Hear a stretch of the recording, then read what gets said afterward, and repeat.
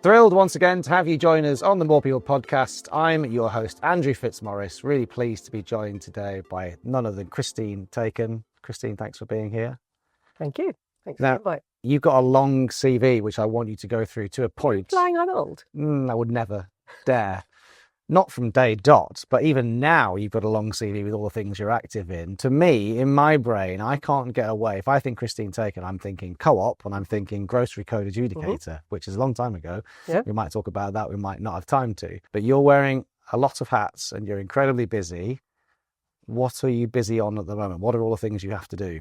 I'm back at the co-op. So I stood to be a member nominated director, which basically means you get elected onto the board. So the co-op board's got about 4 members who've been elected and 4 people who are there, they're the independent people, and they're chosen for their skill set. I don't recognise much of the business at the top at all. And I think many of the things where I was determined to go back and try and change things have already changed. And I then had this huge sense of imposter syndrome, thinking, why am I on this board?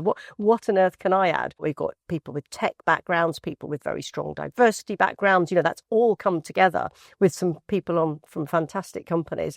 And there's me and Kate Allen who've both worked in the food chain. And I think we bring that to them.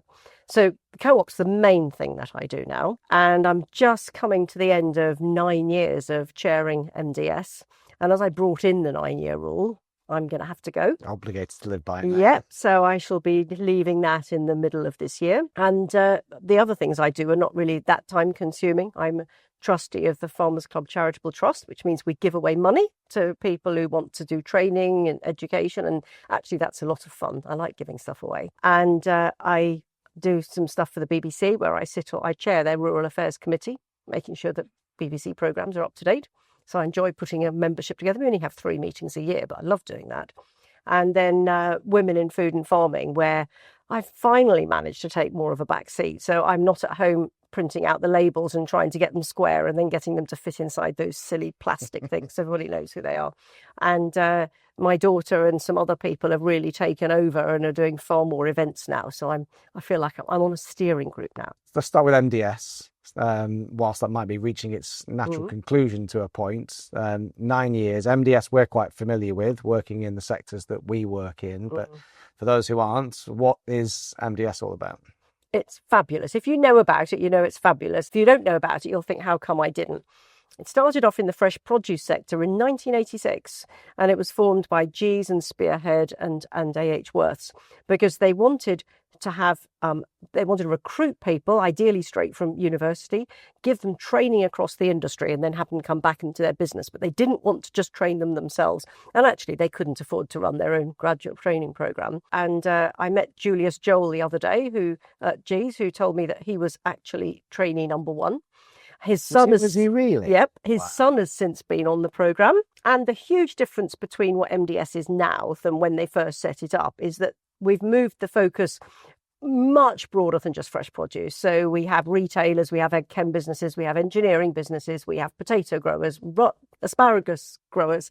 So the range is enormous, but it does mean that when we're recruiting people for leadership potential, irrespective of their degree, we can give them 2 years training, 4 secondments, 4 different businesses, and doing now a level 5 apprenticeship while they're doing it. And we are providing for the industry about 25 people every 6 months. And we have no issue of gender diversity. That's easy. That just happens. We have got an ethnic diversity that I think the rest of the industry would die for. My only wish is that we were 5 times bigger and doing 5 times more. And we've got about 68 members.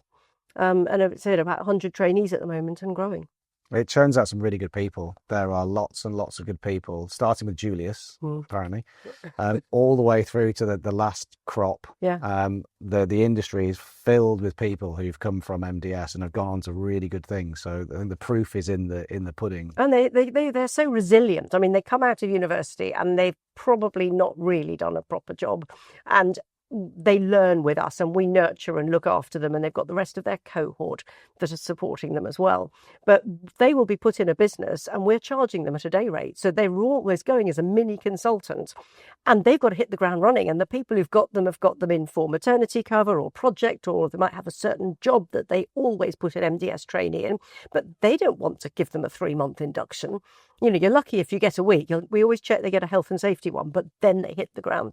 And it's just, they get stretched and they learn so much, and they learn to live with themselves, and they get through the 6 months and they come out the other end and say, I never want to work in that discipline again, but they've learned a lot. Well, sometimes knowing what you don't want to do is as instructive as knowing where you do want to go. They always end up within the food industry, even though they did music production or bioarchaeology or geography at university. They stay in our industry. But when they go to work at the end of that 2-year program, they're choosing a career with the knowledge of what that career is. So you get that retention that you so often don't get when someone's applying from university and doesn't know anything. Yeah. Well, I'll put money on the fact that at our dinner tonight, the conversation about, not just you and I, there's a big group of people, the conversation about the dearth of talent, how do we attract young people into the sector, how do we retain people better, they will all come up because they always do. And if other companies can grow it, if more can participate, if we can grow those numbers, it will do a great job for the industry. Yeah, I mean, we recruit an awful lot from careers fairs, and we'll have a backdrop, as fabulous as your one, a bit more multicoloured, and people will just come up and look at the backdrop and say, well, what do you do? Well, we're in the food industry. Oh, what does that mean? Well, we are only the biggest manufacturing industry in the UK. Oh, well, do you have engineers? Of course we need engineers. It's amazing how people just don't, because they haven't experienced it, particularly with urban living, they're not aware of this huge industry. So I think certainly if you go onto social media, people love looking at program, things of sausage rolls being made. They're just fascinated by the automation in our industry. Yeah, and I think if we're pulling from an audience that isn't your traditional Harper Adams, RAU, food science backgrounds, they're all great, by the way, but they're on track already to come into the industry. So if we can talk to people who are doing archaeology, geography, music or whatever, and put food on their radar, then we pipeline another stream into our sector. It's perfect. It's wonderful. And they are so different and they approach it differently. But as I said, they don't leave the industry. They stay with us once they've finished. Yeah. You can become an accountant. You can go into HR. It's just in our industry. So your other role at the Co-op then, these are two quite extremes in terms of where they sit on the supply chain. One at the very beginning at the field end, and the other at the main consumer end. Yeah. Is it stitched very well together, the understanding right the way through that supply chain and well understood, or are there gaps in the communication about the challenges and the issues and the agendas? Well, I wouldn't say MDS was knowledgeable. I mean, I think one of my challenges is when you're not actually directly working with people who are growing, how do you keep in contact? How do you keep up to date? Which are the magazines you need to trawl through, which social media sites because I'm really frightened of getting out of date, yet being seen as the person on the board that knows what's going on. And I would say that there are people within the industry. I mean, I met the head of agriculture and I was talking with the technical person, and I wanted to identify what are the big concerns. Is there something that's going on that I don't know about at all that I want to, let's try and talk about them earlier. So I think there's some understanding within the business, but I think I've got a big role in trying to raise issues of food security, supply chains, lengths of contracts and things like that at the board level. How do we address the bigger picture with food in the UK? This is a very big question, but how do we address the general perception of food prices in the UK full stop? Because if you look at Europe or America, the prices of core veg, let's take that as an example, are so much more expensive on the continent and in North America than they are here. But the perception here in the UK often is that things are expensive, when in reality they're really not. How do we go about addressing that piece? I'm almost coming back to my groceries code adjudicator role when I said to suppliers, sometimes you've got to say no. And, we've got, as a buyer, my job is to push you and push you and push you. And I don't know how much further I can push you until you say no. Mm.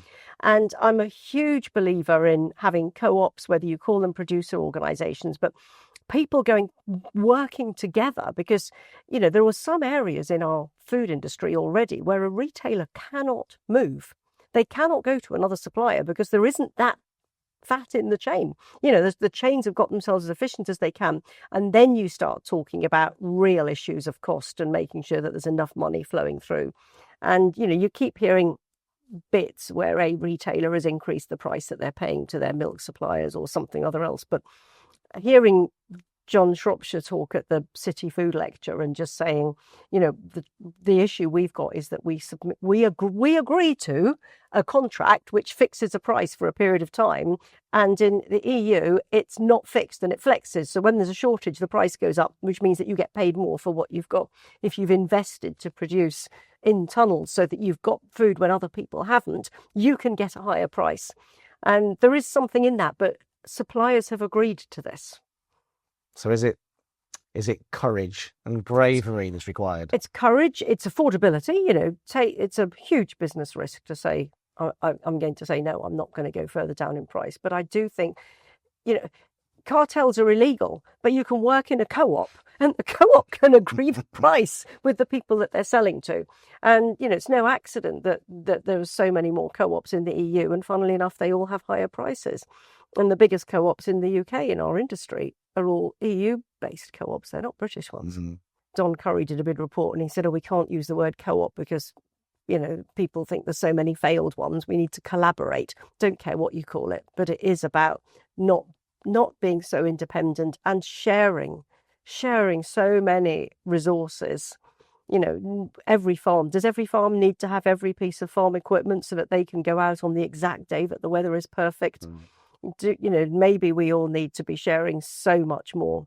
I mean, if you look at the sugar beet industry, no farmer, as far as I know, owns a sugar beet harvester. It's all done centrally. And just thinking there are ways of really, really making life more efficient. And I think that it's only when things get really hard that you contemplate ideas that you would never have considered before and think, well, actually, there is another way of doing it and I don't need to own all these things. And you go to France and you see silos in the middle of nowhere where all of the local people store their grain. Don't have a grain store on every farm. Yeah. And it's next to a railway as well. So more trust, more collaboration. More trust, more collaboration, yeah. We'll plug briefly, I guess, the Women in Food and Farming, because you mentioned it. Tell us a bit more about the WIF. Do you know, when I was at the co-op and they had women leaders events, I didn't go to them. I didn't agree with them. I didn't want to be thought of as a woman. And even when people asked me how many women I had in my own team, I literally had to go around the boardroom table to think who's which sex. It was just, it was neutral to me and I didn't want to. I started to think, well, it's all very well. Some women are very confident and they're going to push themselves forward and push themselves outside their comfort zone. And they will maybe get to the places where they could get in their career. And other people are the shy people and they are the people whose views are worth listening to, but they're not pushing themselves forward. And how do we make sure that they're listened to? And it was really a thinking of all of the people that weren't getting through that made me think I needed to do more. And the Women in Food and Farming Network, we used to meet up 2 or 3 times a year.